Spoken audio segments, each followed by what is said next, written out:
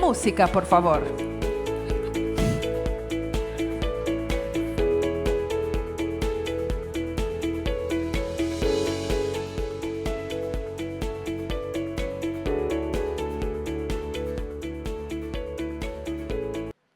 Com isso, com esse quadro aqui um pouco alarmante, já gostaria de passar a palavra ao doutor Eduardo Assad, para que ele contextualize melhor e dê um pouco mais de dados sobre o que está acontecendo no Brasil e no mundo afora.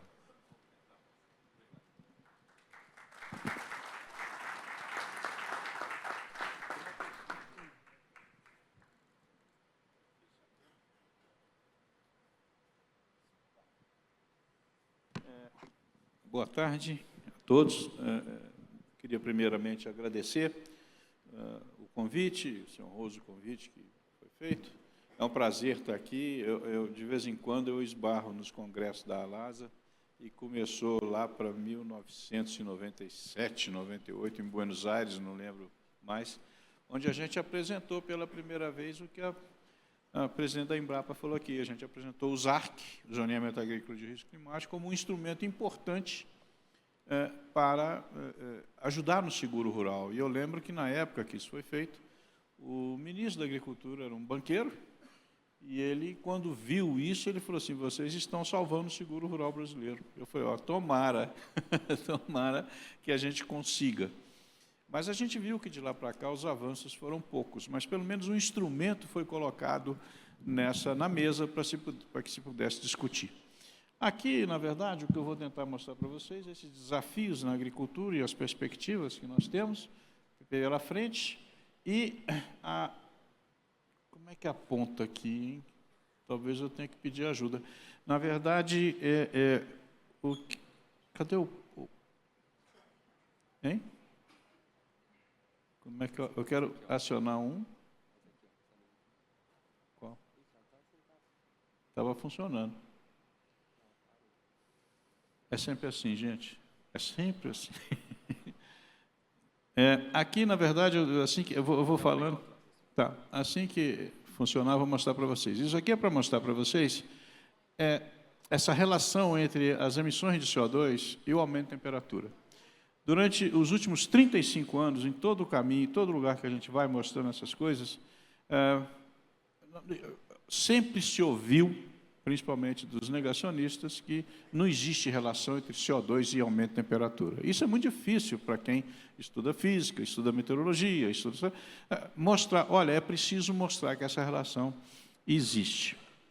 E o que eu estou tentando mostrar aqui é esta relação direta desde o ano 1800, quando a gente emitia 33 milhões de toneladas de CO2, e como é que fica hoje em 2002, 2003, com relação à temperatura.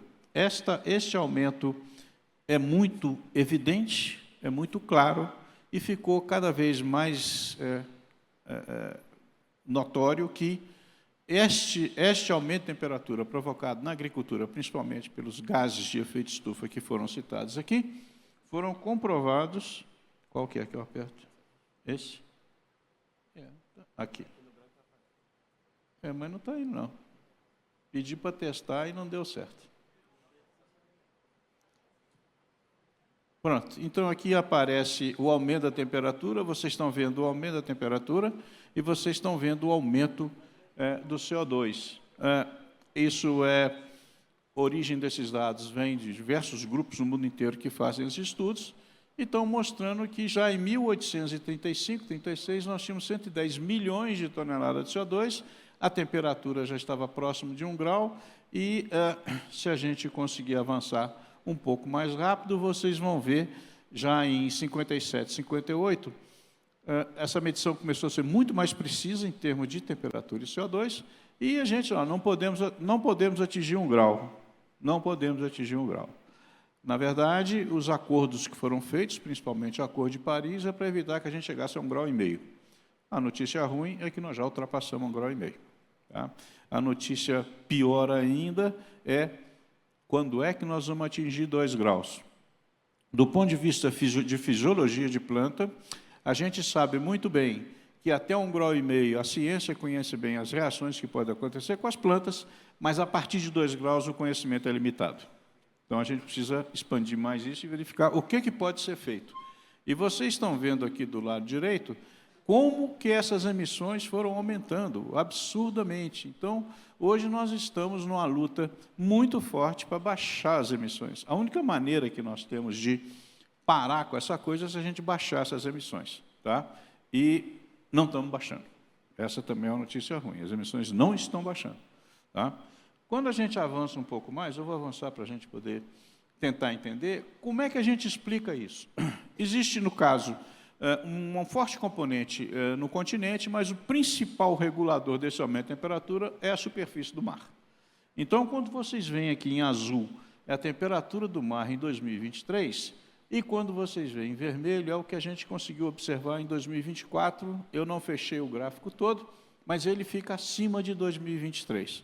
Ou seja, esse regulador, ele provoca, então, essas alterações muito fortes de chuva e temperatura. Então, tudo funciona, tudo passa por esse regulador térmico, que é o oceano. No agronegócio brasileiro, a temperatura média entre 1991 e com a projeção para 2050, por exemplo, pegamos um ponto aqui, vai de 23 graus para 28 graus. 28, a temperatura máxima, a temperatura média. A máxima 28 graus, a mínima 26 graus.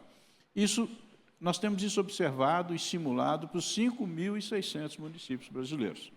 Quando você avança um pouco mais, a precipitação está reduzindo, não no fluxo da temperatura, mas está reduzindo. Cada vez mais a gente está vendo uma redução de chuva. Existem estudos feitos pelo INPE, mostrando, Instituto Nacional de Pesquisas Espaciais, que o Brasil já perdeu, nesses últimos 30 anos, 20 dias de chuva, média nacional, e estudos que nós fizemos na FGV, junto com alguns estudos feitos na Embrapa, é que a gente já perdeu, no final da safrinha, 30 dias de chuva. Isso compromete muito a produção. Aliás, deixa eu corrigir, safrinha não, segunda safra, porque a segunda safra hoje é muito mais importante que a primeira. Então, nós estamos hoje com um risco muito grande de perder mais de 100 milhões de toneladas de grãos por conta dessa redução de precipitação na segunda safra. 30 dias. E aumenta a deficiência hídrica. O nosso maior problema hoje na agricultura é esse aumento da deficiência hídrica, que está crescendo muito. É uma combinação entre aumento de temperatura com a precipitação, que reflete num parâmetro chamado evapotranspiração, e a deficiência hídrica no solo. Quando a gente projeta isso, por exemplo, chuva intensa, isso acontece no Brasil inteiro? Depende. Quando eu estou no estado de Minas Gerais, aquela curva ali são as frequências de ocorrência de chuva maior que 100 milímetros, no canto superior esquerdo. Quando eu vou para o outro lado, é São Paulo, frequência de ocorrência de fenômenos com chuvas maiores que 100 milímetros. Isso aqui a gente consegue entender melhor, porque elas vão ser muito pontuais. Mas quando eu vou para o Rio Grande do Sul e Santa Catarina, a coisa fica complicada, porque eu passo a ter uma frequência de ocorrência da chuva muito maior do que nos outros estados. Ou seja, é um problema que está... Isso aqui não são modelos, que são observações que estão sendo feitas para as diversas equipes que estão estudando isso aí. Quando a gente projeta isso e joga no Brasil inteiro, você tem, aqui do lado esquerdo, você tem a temperatura entre 2006 e 2015, em vermelho forte, pontos com 29 a 32 graus, e uma projeção para 2021, 2030. Essa língua vermelha aí, muitos de nós passamos por isso no ano de 2024. Nós tivemos 9 ondas de calor no Brasil, com temperaturas chegando a 40 graus. Tá? E isso traz um reflexo muito forte na produção agrícola. Como é que o seguro enfrenta isso? Como é que nós vamos enfrentar essa coisa?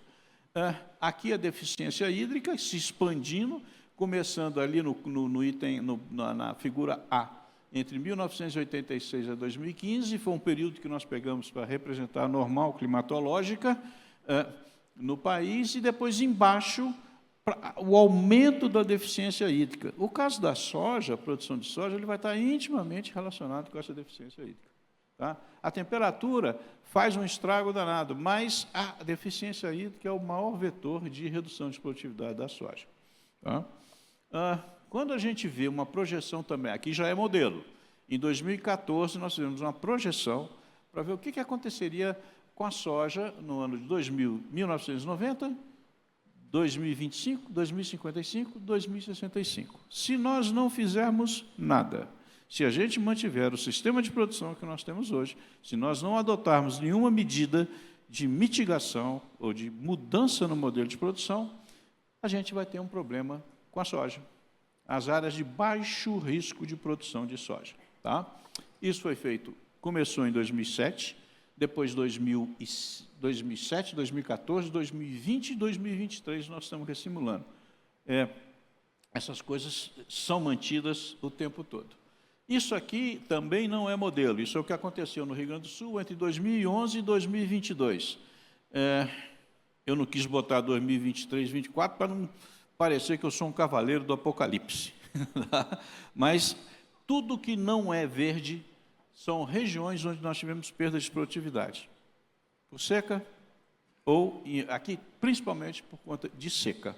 O impacto disso é muito grande, e eu lembro que numa reunião que nós fizemos recentemente, lá na FGV, sobre seguro rural, alguém disse, não, mas do jeito que vocês estão mostrando aí, ninguém vai fazer seguro no Brasil.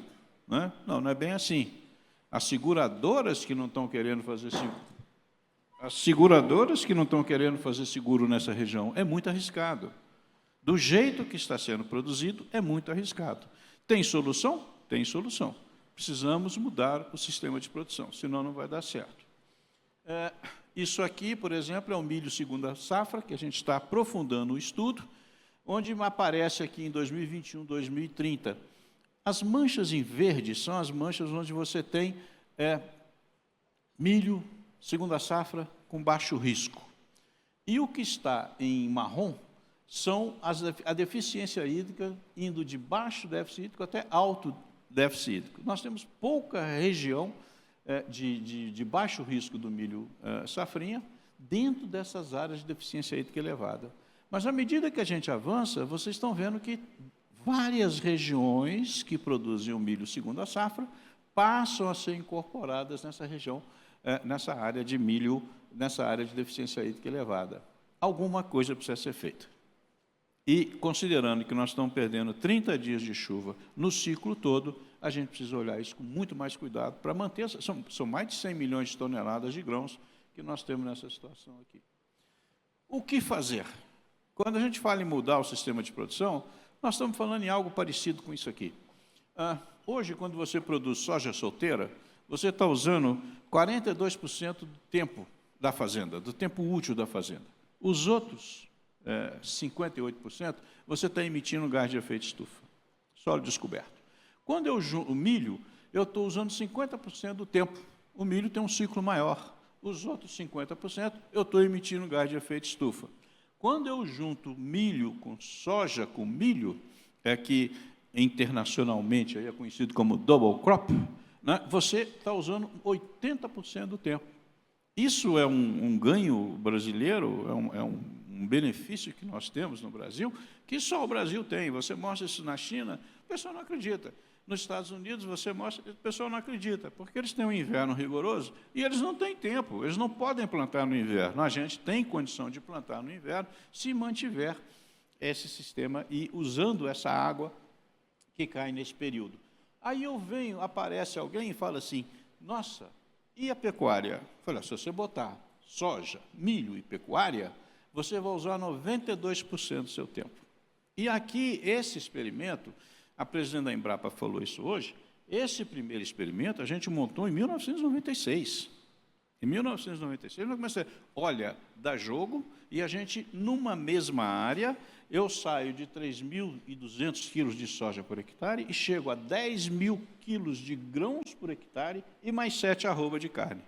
É assim que eu dobro a produção agrícola brasileira. É desse jeito que a gente dobra, sem desmatar. Isso nós temos que falar. Nós temos que mostrar isso para o mundo, porque eles não conhecem. A gente conhece. Mas aí vem, tem a notícia boa e tem a notícia ruim. Aí vem um dado também que a presidência da Embrapa falou. 4% dos produtores estão adotando isso. 4%. Nós temos que ser 100% adotando isso, porque aí a gente resolve uma série de problemas, e uma vez que esses problemas sejam resolvidos, a nossa produção aumenta e o risco diminui. Por isso que eu defendo que o seguro tem que ser um indutor de tecnologia. Ele tem que ser um indutor. Eu só faço seguro se você fizer direito. Se você não fizer direito, eu não faço seguro. É mais ou menos isso. É duro falar isso, mas como eu já disse não para muita gente no zoneamento agrícola, aqui não pode. Ah, posso fazer o que eu quiser. Pode, com o seu dinheiro. Com o meu, não. Tá? Então, você faz o que você quiser com o seu dinheiro. Agora, o governo determinou certos parâmetros para redução de risco, que o cara usava dinheiro público para fazer o plantio via Plano Safra. Aqui é a mesma coisa. Está nas diretrizes do seguro rural brasileiro, financiar sistemas de produção que sejam compatíveis com esse tipo de redução. A solução está aqui, nos sistemas integrados. É integração lavoura-pecuária-floresta, plantio direto, recuperação de pastos degradados, tudo o Brasil, tudo isso. Está no Plano Safra, tem dinheiro, temos condição de fazer. É preciso avançar na adoção dessas práticas. Não é fácil, mas já melhorou muito. Nos últimos 5 anos, 4%. Eu espero que nos próximos 5 anos sejam 40%. E aí a gente cumpre todos esses acordos que foram feitos fora.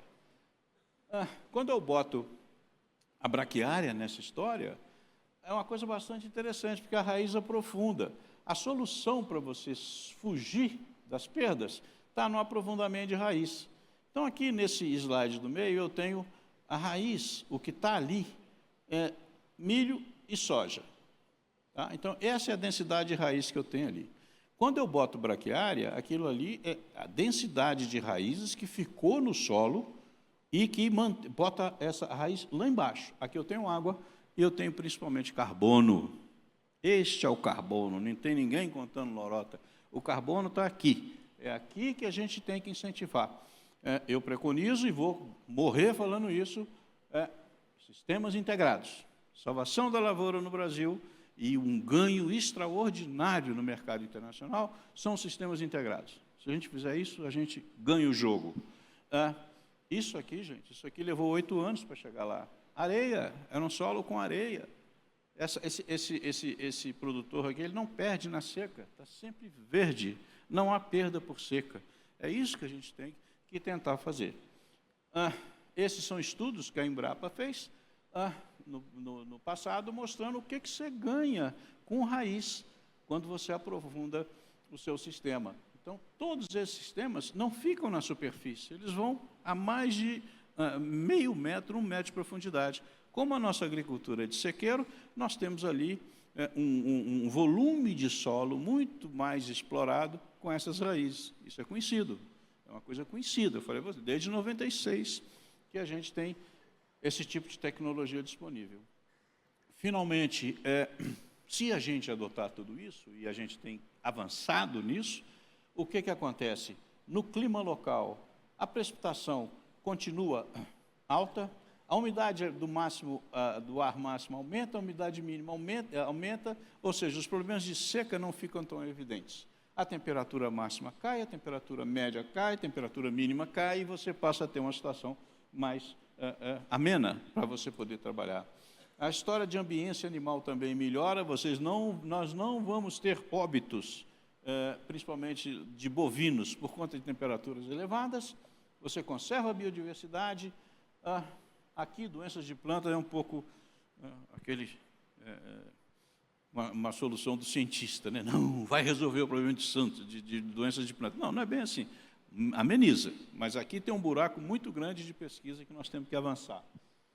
E os polinizadores? Os polinizadores aumentam muito, não vão morrer mais. Você aumenta em 25% a produção de soja se você tiver abelha em volta da sua lavoura. Já tem muita gente fazendo isso no Brasil, tem muita gente fazendo isso. Isso reduz o risco, mantém a produção e abre uma porta enorme para a seguradora falar, eu vou fazer o seu seguro, mas tem que ter sistema integrado. O prêmio é tanto. Se você fizer sistema integrado com um polinizador, eu baixo o prêmio. Então, são coisas assim que a gente consegue avançar e mostrar como é que essa coisa funciona. As chuvas intensas os desastres naturais vão diminuir, os dias secos consecutivos vão diminuir, as ondas de calor vão diminuir. Tudo isso é um reflexo dessa mudança de sistema de produção e, obviamente, fim do desmatamento. A gente consegue ter tudo isso e mantém essa produção. A gente dobra a produção agrícola do Brasil. Eu acho que é isso que eu queria falar para vocês e espero que no debate a gente consiga avançar e aprofundar um pouco mais sobre essas questões. Muito obrigado. Música, por favor.